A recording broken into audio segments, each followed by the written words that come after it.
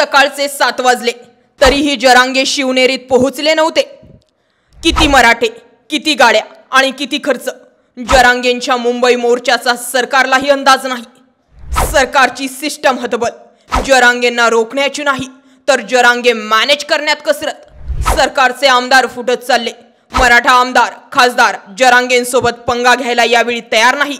रात्री 1:15 वाजता जरांगे नगरमधील नेप्ती चौकात जेसीबी, डीजे आणि हजारो मराठे रस्त्यावर दिसले।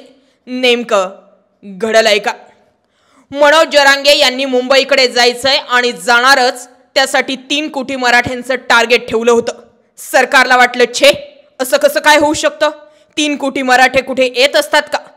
पण मनोज जरांगेंसोबत अंतरवाली सराटी सोडल्यापासून नेमकं किती गाड्या, किती मराठे आणि मनोज जरांगेंवरती किती खर्च होतोय याचा अंदाज आजच्या घडीला ना जरांगेंना आहे ना सरकारला आहे। सरकारची सिस्टम हतबल आहे। पुढे पोलिसांना अपडेट द्यायची, कोणत्या मार्गावरून मराठे जाणार आहेत, किती लोक असणार आहेत, किती गाड्या असणार आहेत याची ना माहिती पोलिसांना ना सरकारला। आझाद मैदानावरती मनोज जरांगेंसोबत गेलेले आंदोलनकर्ते स्वयंपाक बनवण्याची तयारी करतात, मात्र स्वयंपाक बनवण्यासाठी परवानगी नाकारण्यात आली। सरकार वारंवार जरांगे आणि मराठ्यांना का डिवचते असा प्रश्न तयार होतोय। फक्त 5000 मराठे आणि 1 दिवसाचं आंदोलन अशी सरकारची अट आहे आझाद मैदानावरती। सोशल मीडियावरती पोस्ट व्हायरल व्हायला सुरुवात झाली। 5000 मराठे आणि एकटे मनोज जरांगे आझाद मैदानावर दिसतील, पण बाकीचे मराठ्यांनी तोपर्यंत आपण निवडून दिलेले आमदार खासदार आणि झालेले आपल्या जीवावर मंत्री झालेल्या लोकांचे बंगले उचकवून यायचे, बंगल्यांसमोर जाऊन बसायचं। तुम्ही मराठे आहात ना, मग मराठे आमदार आणि खासदारांनी आपल्या समाजासाठी आपल्या घराचे बंगल्याचे दरवाजे उघडे ठेवायचे। आझाद मैदानावरती स्वयंपाक बनवण्यास परवानगी नाकारण्यात आली आहे ना, मग आता सरकारने येणाऱ्या लाखो लोकांच्या जेवणाची सोय करायची। प्रश्न पडेल, आम्ही का करू? जर असा प्रश्न असेल तर येणारे आंदोलनकर्ते हे काय दहशतवादी किंवा आतंकवादी नाहीत। हा मराठा समाज आहे, ज्या समाजाच्या जीवावरती सरकार आज सत्तेत बसलंय आणि विरोधी पक्ष सुद्धा विरोधात बसलाय।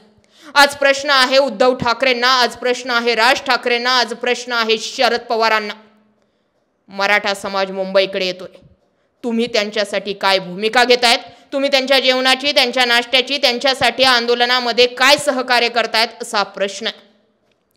सरकारची सिस्टम हतबल झाली हे दिसून येतंय। जरांगेंना रोखण्याची नाही तर सध्या जरांगेंना मॅनेज करण्याची कसरत फडणवीसांना करावी लागते। सरकारचे आमदार रात्रीतून फुटत चाललेत। मराठा आमदार आणि खासदार यावेळी जरांगेंसोबत पंगा घ्यायला तयार नाहीत, कारण मागच्या लोकसभेला पंगा घेऊन काय झालं हे दिसून आलंय। छगन भुजबळ बोलायला तयार नाहीत।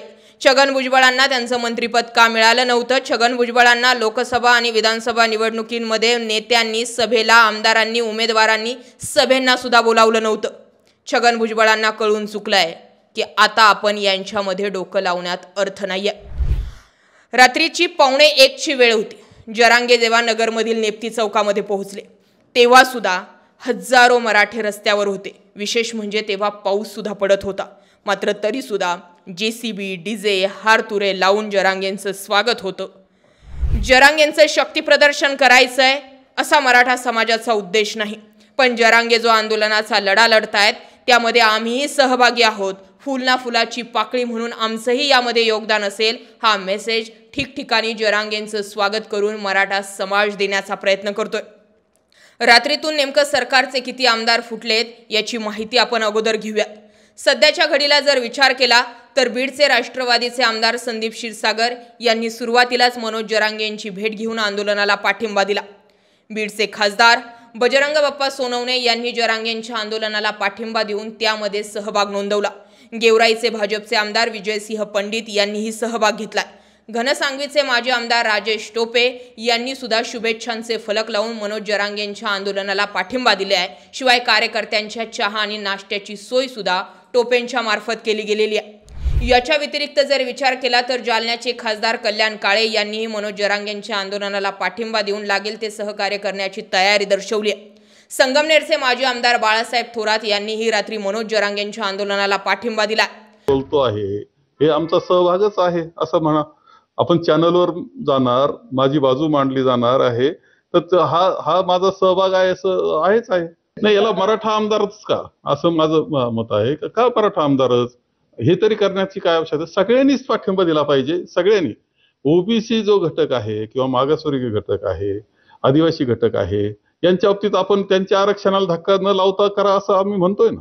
मंत्री शंभूराज देसाई, आष्टीचे माजी आमदार बाळासाहेब आजबे यांनी सुद्धा मनोज जरांगेंच्या आंदोलनाला पाठिंबा दिलेला आहे. हे ज्यांची नावं मी घेतली त्यातील 1-2 आमदार सोडले तर बाकी सगळे सत्ताधाऱ्यांमधील आहेत. या व्यतिरिक्त सुद्धा अनेक ठिकाणाहून जो आहे तो मनोज जरांगेंना पाठिंबा येतोय. आमदार आणि खासदार यावेळी जरांगेंच्या आंदोलनापासून लांब राहण्याची रिस्क घेऊ शकत नाही. पण त्याही पुढे जाऊन तुम्हाला सांगते की आत्ताच्या घडीला जरांगेंच्या आंदोलनाला पाठिंबा देणं इतकंच काय ते सहकार्य जरांगेंना आमदार आणि खासदारांकडून अपेक्षित नाहीये. तर आता हे मराठे मुंबईत येत आहेत. जर 5000 मराठेच आझाद मैदानावरती ठेवायचे असतील तर बाकीच्यांची सोय या आमदार आणि खासदारांना करावी लागणार आहे. तुमचे कार्यालय खुले करा, तुमचे बंगल्यांचे दरवाजे खुले करा, तुमचा पैसा बाहेर काढा, या आंदोलनकर्त्याची जेवणाची सोय करा, अशा वेगवेगळ्या मागण्या आणि सूर जो आहे तो मनोज जरांगेंच्या आंदोलनातून बाहेर येताना दिसतोय. आत्ताच्या घडीला एवढंच दिसून येतंय की देवेंद्र फडणवीस टार्गेटवरती आहेत. एकनाथ शिंदे आणि अजित पवारांबाबत जरांगे सॉफ्ट कॉर्नर घेऊन येत. एकनाथ शिंदेंना मानलं पाहिजे कारण ते मुख्यमंत्री असताना त्यांनी मी मराठा आहे आणि मी मराठा मुख्यमंत्री असल्यानं मराठा समाजाला आरक्षण देण्यासाठी बांध दिले. त्यावरती जरांगे म्हटलेत की एकनाथ शिंदेंना मराठ्यांसाठी खूप काही काम करायचं होतं, मात्र फडणवीसांनी करू दिलं नाही.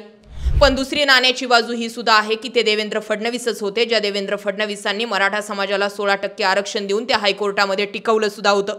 त्यामुळे जरांगेंचा रोग जरी फडणवीसांवरती असला तरी फडणवीसांची मराठा समाजाबाबत सहानुभूतीची बाजू सुद्धा आपण पाहिलेली आहे. त्यामुळे आत्ताच्या घडीला तू आणि मी करण्यात अर्थ नाहीये. इगो बाजूला ठेवा. मराठे मुंबईच्या दिशेने येत आहेत. अजूनही तुम्हाला आकडा कळत नाहीये. अजून जरांगेंनी शिवनेरी सुद्धा सोडलेली नाहीये. सकाळी 7 वाजेपर्यंत जरांगे शिवनेरीवरती पोहोचले सुद्धा नव्हते. याचा अर्थ असा आहे की प्लॅनिंग नियोजन सगळं विस्कळीत होतंय. कायदा आणि सुव्यवस्था पायदळी तुडवला जाणार नाही याची गॅरंटी मराठा समाजाने आधीच घेतली. आता तुम्ही फक्त सहकार्य करा आणि मराठा समाजाला आरक्षण द्या, एवढीच काय ती मागणी. मांडलेल्या मुद्द्यांशी तुम्ही सहमत आहात? सहमत असाल तर हा व्हिडिओ जास्तीत जास्त लोकांपर्यंत शेअर करा. जय महाराष्ट्र.